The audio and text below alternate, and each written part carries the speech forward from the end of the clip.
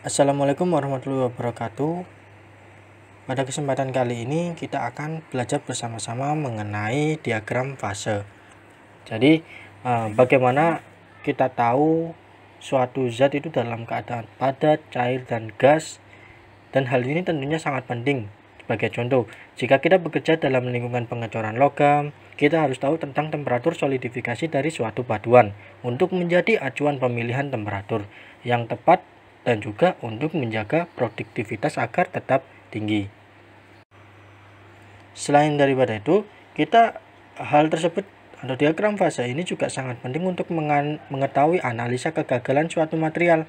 Dengan mempelajari diagram fase, kita bisa mengetahui thermal history yang tertanam pada suatu logam. Jadinya nantinya kita akan bawa ke kita lihat mikrostrukturnya, dan tentunya kita bisa menjadi detektif di sini ya. Sebelum kita mempelajari atau masuk ke dalam mengenai diagram fase, pertama kita perlu apa saja sih nanti yang akan kita bahas. Pertama, kita akan membahas mengenai apa itu fase. Terus kemudian di sini kita perlu juga untuk mempelajari diagram fase pada satu unsur atau unary phase diagram. Kemudian untuk yang dua komponen itu binary phase diagram. Kita hanya akan masuk ke binary phase diagram dan kita tidak akan masuk ke ternary phase diagram, yaitu 3 komponen atau 4 komponen. Jadi karena di sana tentunya akan sangat menjadi lebih tidak sesimpel lagi. Jadi tidak sesimpel unary dan binary, tetapi dasar dari phase diagram di sini adalah ya unary, binary. Kalau kita sudah bisa, pasti tentunya kita akan bisa bawa ke ternary. Untuk mempelajari ternary akan lebih mudah. Apa itu fase? Kalau kata nama diagram kita sudah cukup familiar ya, tetapi apa itu fase? Itu fase ini sini itu merupakan suatu daerah pada material yang memiliki komposisi kimia, kemudian secara fisik dapat dibedakan dan dapat dipisahkan secara mekanik. Jadi suatu daerah pada material yang memiliki komposisi kimia dapat dibedakan secara fisik dan dapat dipisahkan secara mekanik. Nah, di sini kita sepakati dulu bahwa nantinya ketika ada huruf P kecil dan huruf C kecil yang muncul setelah ini, kita sepakati bahwa P di sini adalah jumlah dari fasa dan C di sini adalah jumlah dari komponen. Ya, kita sepakati di situ terlebih dahulu. Kemudian yang pertama, kalau P sama dengan 1 itu contohnya apa saja? Jadi contohnya yang pertama adalah air, udara, kemudian ada emas putih. Dan untuk air ini walaupun rumus kimianya adalah H2O ya, rumus kimianya adalah H2O di sini. Air ini secara fisik kita bisa lihat ya. Kemudian tetapi secara kita tidak bisa memisahkan antara H-nya sendiri dan O-nya sendiri. Tentunya akan sangat susah. Makanya ini masuk ke kategori jumlah fasenya adalah 1. Kemudian udara, ada O2, N2 dan argon sama. Kita antara kalau O2 sendiri, O2 yang berdiri sendiri ya, ini kita nggak bisa memisahkan antara O dengan tidak akan kita bisa pisahkan. Terus kemudian kalau ada lagi di sini adalah emas putih. Ya, emas putih ini terdiri dari 3 unsur, yaitu emas, perak, dan nikel. Nah, walaupun terdiri dari 3 unsur, tetapi tetap masuk ke ranah jumlah fasenya adalah 1. Karena apa?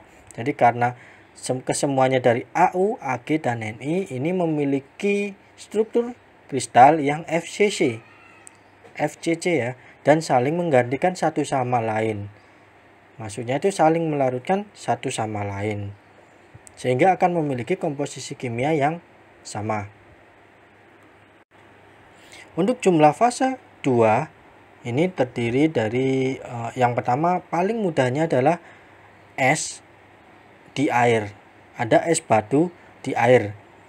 Jadi walaupun keduanya sama dari H2O terbuat dari air, tetapi ini adalah dua fase yang berbeda. Karena apa? Karena es dan air kita bisa memisahkannya kan, dan kita juga bisa membedakannya kan. Ya, membedakan secara fisiknya, es pasti mengapung di atas air. Jadinya dua fase tersebut itu zatnya terpisah. Kemudian ada lagi susu. Susu di sini kenapa sih kok saya bilang fasenya ada dua? Jadi susu terdiri dari lemak dan suatu larutan. Jadi lemak dan larutan. Ini kenapa saya namakan dia fasenya masuk ke 2. Terus kenapa hal tersebut bisa terjadi? Kita lihat saja. Jadi kalau dalam kimia kita pasti ingat antara non-polar dan polar.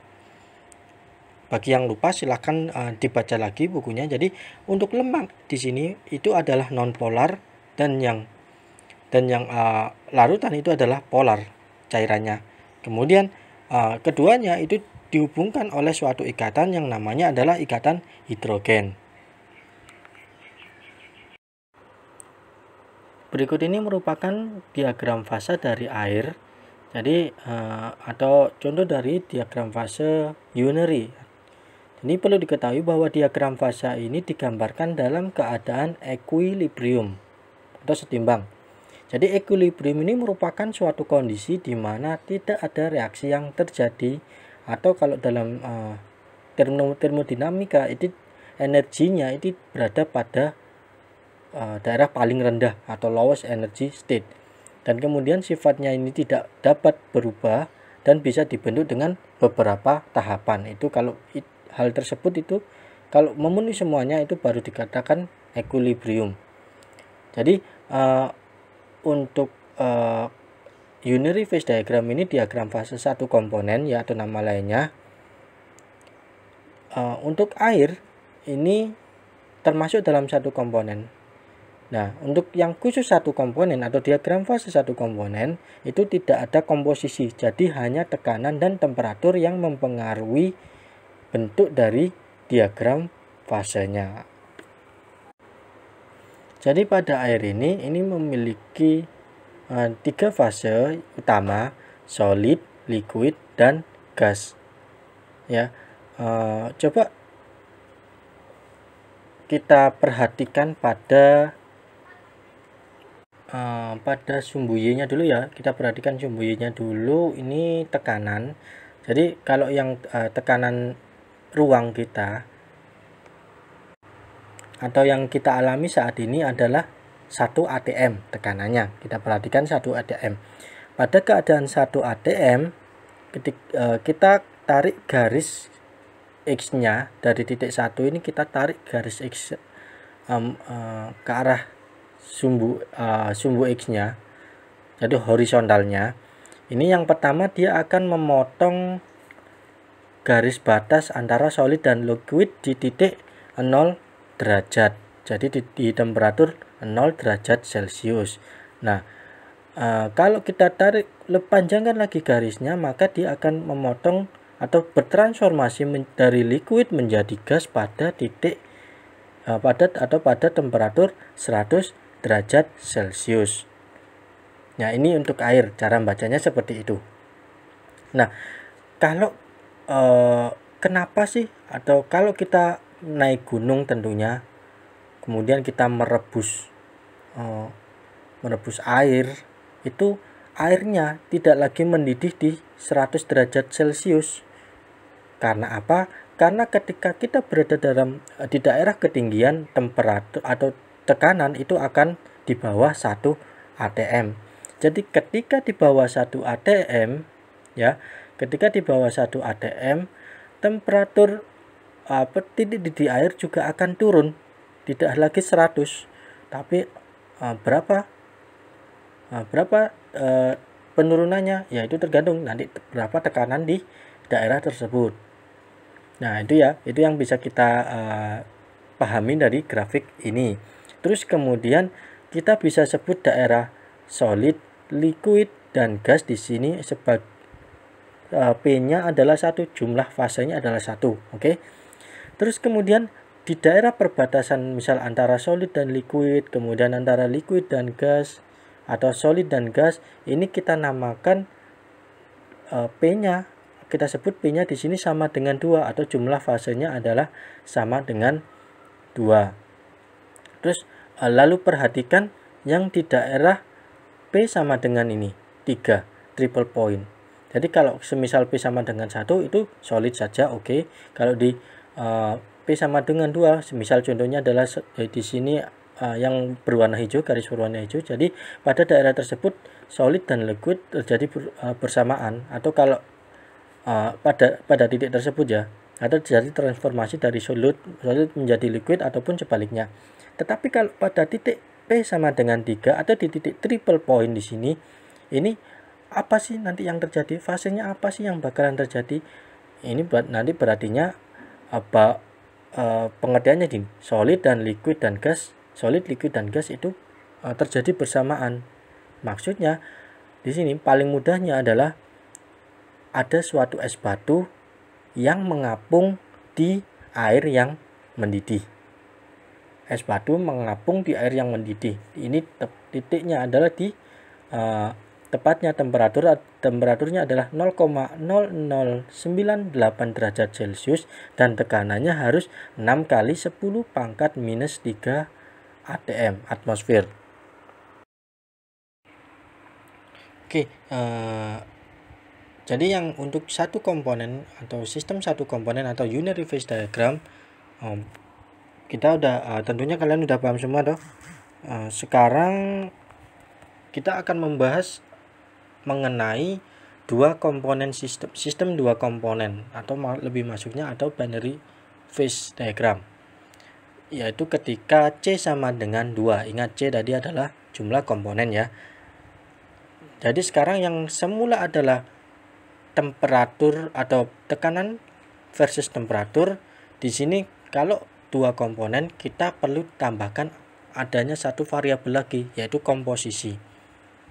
Jadi kita sekarang perlu tahu dulu bagaimana sih kondisi dari diagram tersebut jika ada pengaruh dari komposisi. Yang pertama, bayangkan kita punya dua unsur A dan B, dan saya gambarkan dulu unary phase diagramnya untuk dua komponen tersebut. Kemudian kita tuliskan solid padatnya mana, liquidnya di mana, dan gasnya itu di mana, solid, liquid, vapornya itu di mana semuanya. V di sini adalah vapor ya, L liquid, dan S adalah solid.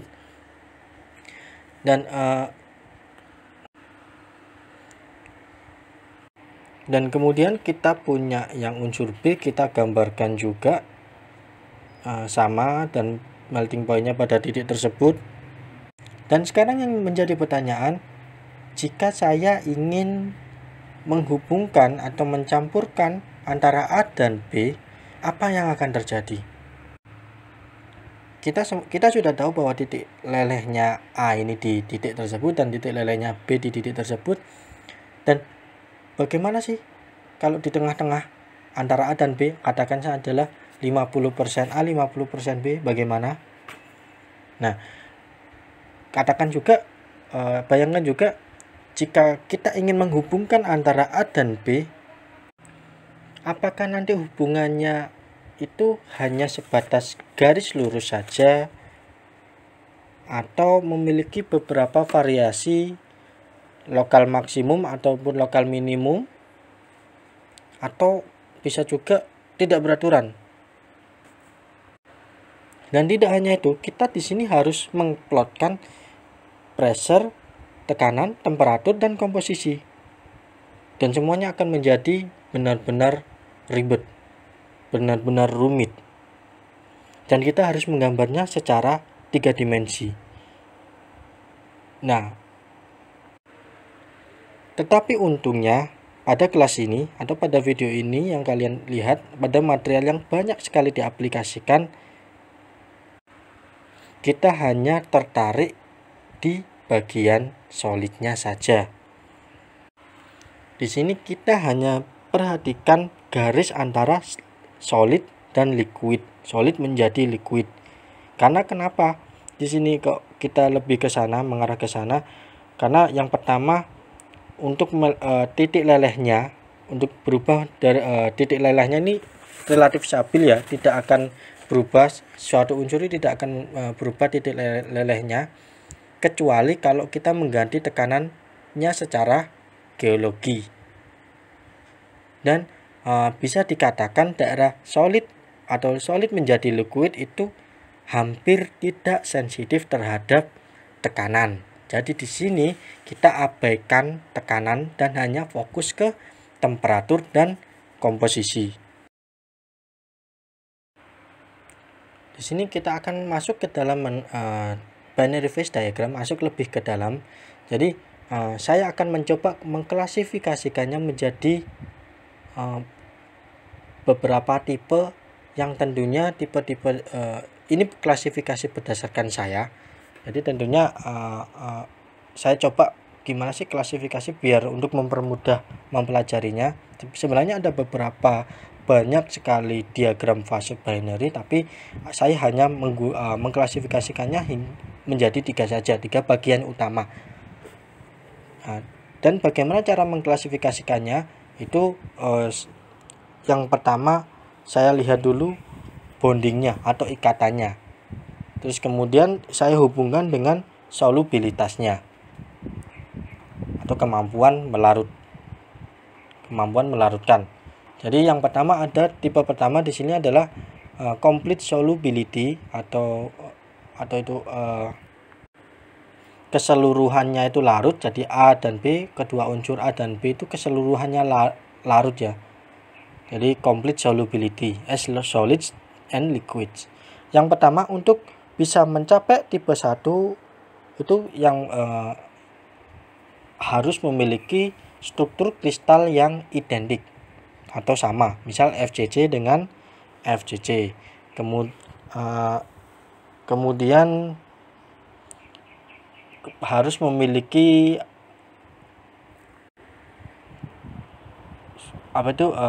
atom yang sama, ukuran atom yang sama. Jadi kita tidak bisa mengganti jeruk dengan anggur. Tentunya kalau kita kalau kita tukar-tukaran ya, misal jeruk dengan jeruk itu bisa, tapi kalau jeruk dengan anggur tentunya akan berbeda.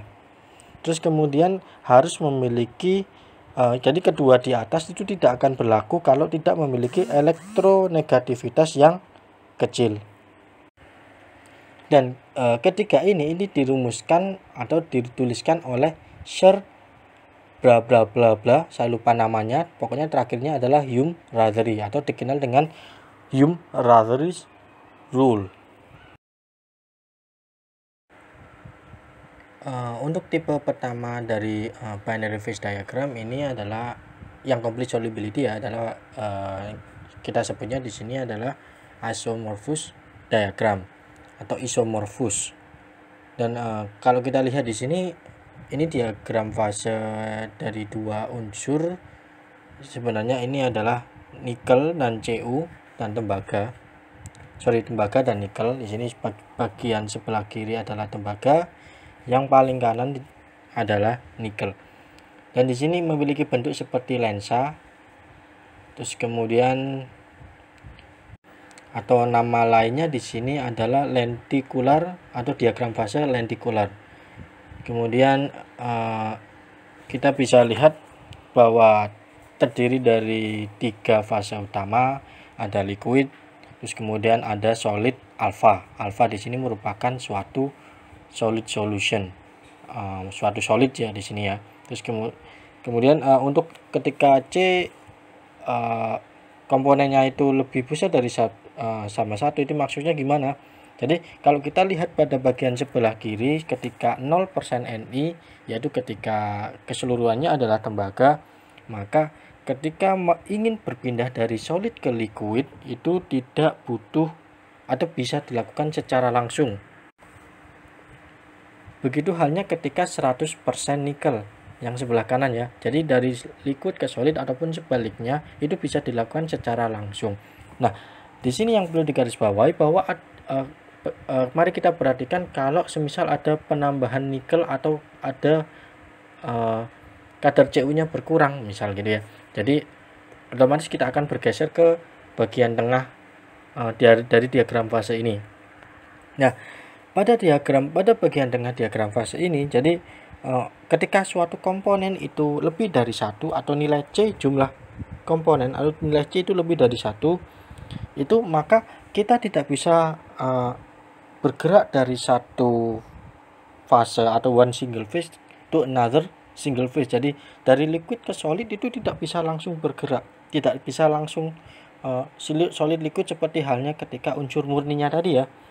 Jadi maksudnya di sini adalah yang di bagian tengah, ketika kita ingin berubah menjadi liquid ke solid itu perlu transit dulu, perlu transit di daerah dua fase. Daerah dua fase di sini yang dimaksud adalah alpha plus liquid. Hal apa lagi sih yang bisa kita dapatkan informasinya, yaitu lihat liquidus line dan solidus line ya di sini ya, atau garis liquidus atau garis solidus di sini. Nah, liquidus line itu apa sih?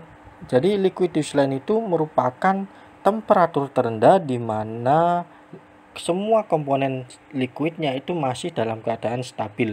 Jadi temperatur terendah di mana liquid itu masih terbentuk, nama gampangannya.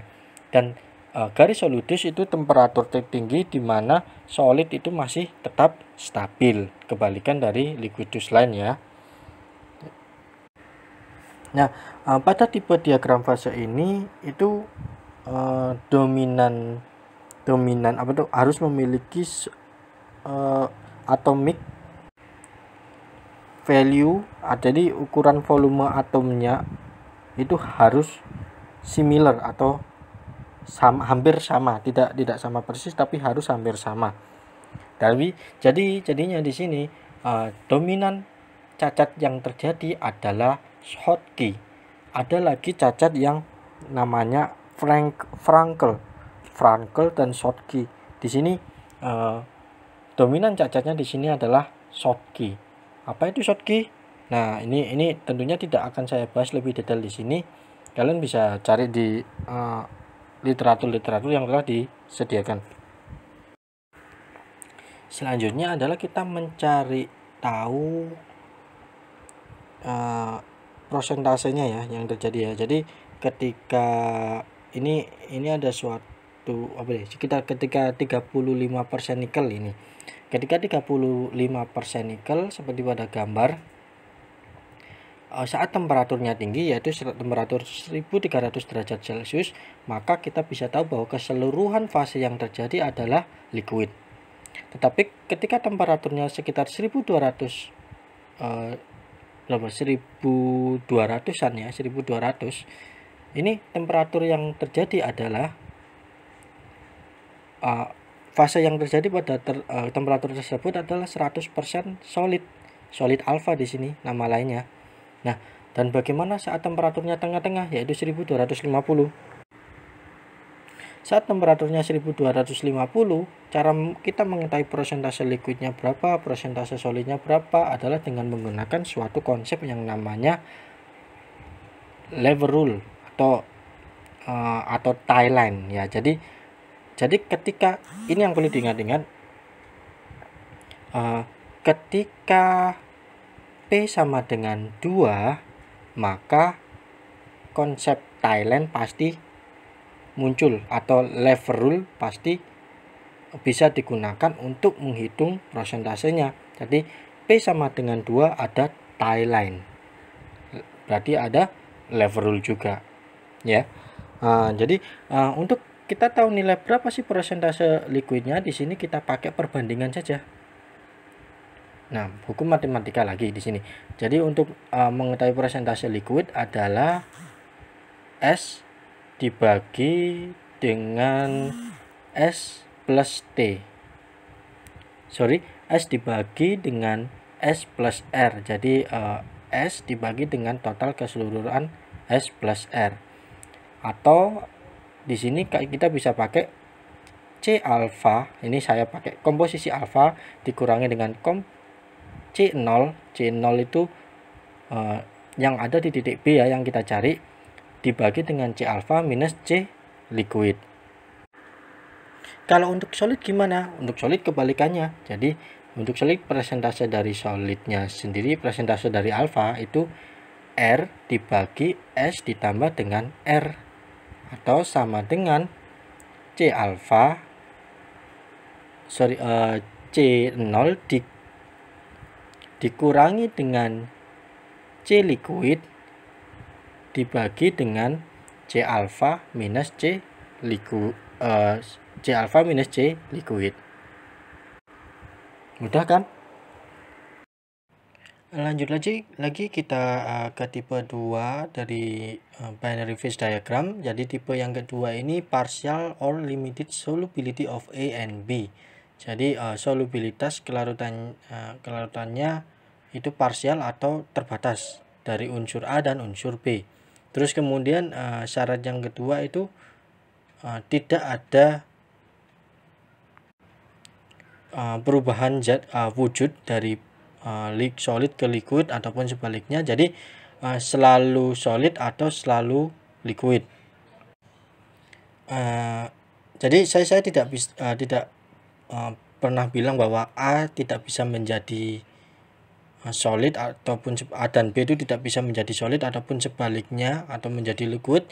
Saya juga membatasi bahwa pada tipe diagram ini itu hanya terbatas untuk satu fase atau single phase.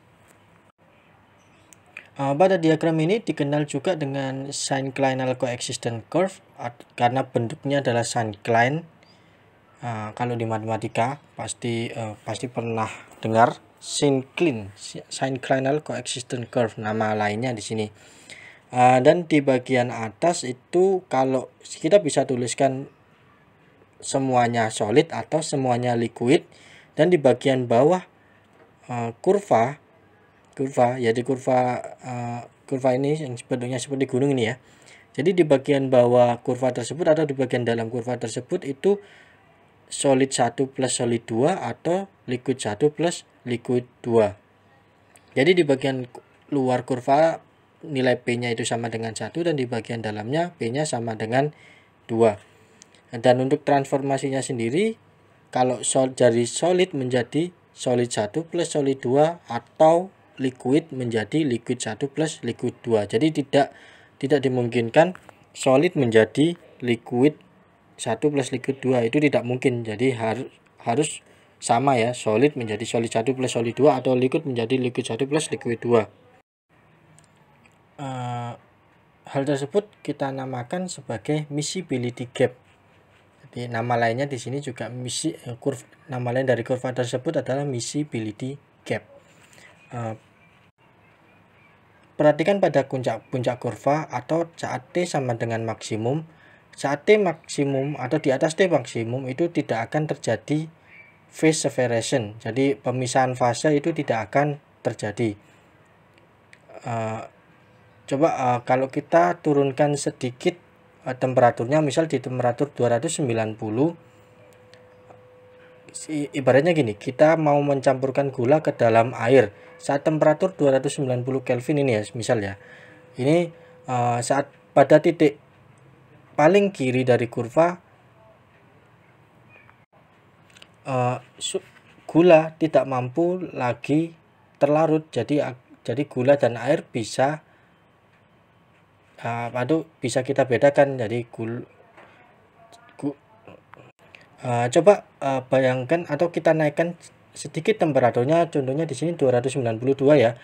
Tetap kita campurkan gula dengan air. Pada temperatur 292 kita bisa melarutkan gula itu lebih banyak ketimbang saat temperatur 290. Jadi mudahnya seperti ini. Kita akan bisa melarutkan gula lebih banyak ketika kita campurkan dengan air panas ketimbang saat kita mencampurkan gula tersebut dalam air dingin. Nah, itu analogi yang paling mudah bisa kita tarik dari kurva ini ya. Terus kemudian kalau T-nya meningkat lagi lebih tinggi hingga mencapai atau melebihi T maksimum itu atau di atas kurva ya. Jadi berapapun gula yang kita campurkan ke dalam air pasti akan bisa larut. Tipe yang ketiga dari diagram fase ini adalah yang partial solubility, sama tadi juga parsial ya, tapi di sini yang membedakan adalah syarat yang keduanya ini terjadi perubahan fase. Nah, karena coba mari kita perhatikan diagram fase dari PB dan SN atau timbal dengan timah. Jadi pada diagram fase ini merupakan kombinasi antara tipe 1 dan tipe 2. Jadi kombinasi antara tipe 1 dan tipe 2.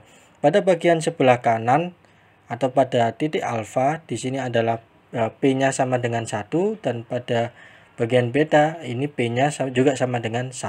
Maksudnya di sini tuh solid solution. Jadi solid solution alfa dan solid solution beta, di mana P-nya sama dengan 1. Kemudian untuk P sama dengan 2 kita bisa lihat di sini ada alfa plus liquid, ada alfa plus beta, ada liquid plus beta. Lantas coba perhatikan bagian ini. Apa yang terjadi pada titik ini? Nah, titik ini merupakan suatu titik yang spesial dan kita namakan eutectic. Pada titik ini eutectic ini juga merupakan atau temperatur meltingnya atau melting temperatur yang paling rendah dari diagram. Nah, dan pada titik tersebut juga nilai jumlah dari fasenya itu 3 ya, jadi jumlah fasenya adalah 3 ya. Terus apa sih gunanya titik tersebut? Coba ini merupakan diagram fase dari PB dan SN. PB dan SN merupakan salah satu bahan yang cukup terkenal untuk proses solder. Jadi untuk bahan solder, timah solder ya kalau kita bilangnya. Jadi timah solder itu pembuatannya itu dari PB dan SN. Nah, untuk soldering, untuk timah dari solder tersebut, kalau kita pakai temperatur yang tinggi, ya misal diambil salah satu lah SN atau PB lah salah satunya ya. SN itu sekitar 200-an berapa something lah, 250 kalau nggak salah melting temperaturnya, dan untuk PB itu sekitar 300-an ke atas. Nah, kalau kita pakai temperatur tersebut, elektronik kita akan rusak. Jadi ketika disolder, peralatan elektronik kita juga akan terkena pengaruh. Nah, oleh karena itu kita para ilmuwan mencari suatu alternatif di mana temperaturnya rendah dan bisa dipakai dan juga cukup kuat. Nah, akhirnya setelah membuka suatu diagram atau diagram fase dari PB salah satunya dengan dikombinasikan dengan SN, maka ini ketemu bahwa pada titik eutectic ini, yaitu pada temperatur sekitar 183 derajat, nah itu temperatur yang rendah yang bisa diterima oleh suatu oleh alat elektronik. Jadi tidak masalah untuk diaplikasikan untuk proses solder. Adanya eutectic tersebut juga akan mempengaruhi atau nama lainnya adalah freezing point depression dari dua komponen PB dan SN ya. Jadi ada penurunan titik leleh dari ketika dicampurkan antara PB dan SN. Oke, terima kasih karena sudah join pada kelas hari ini dan sudah menyimak video pembelajaran pada kali ini. Tetap jaga kesehatan, tetap pakai masker, atuhi anjuran pemerintah, tetap semangat untuk belajar. Sampai jumpa pada video selanjutnya. Assalamualaikum warahmatullahi wabarakatuh.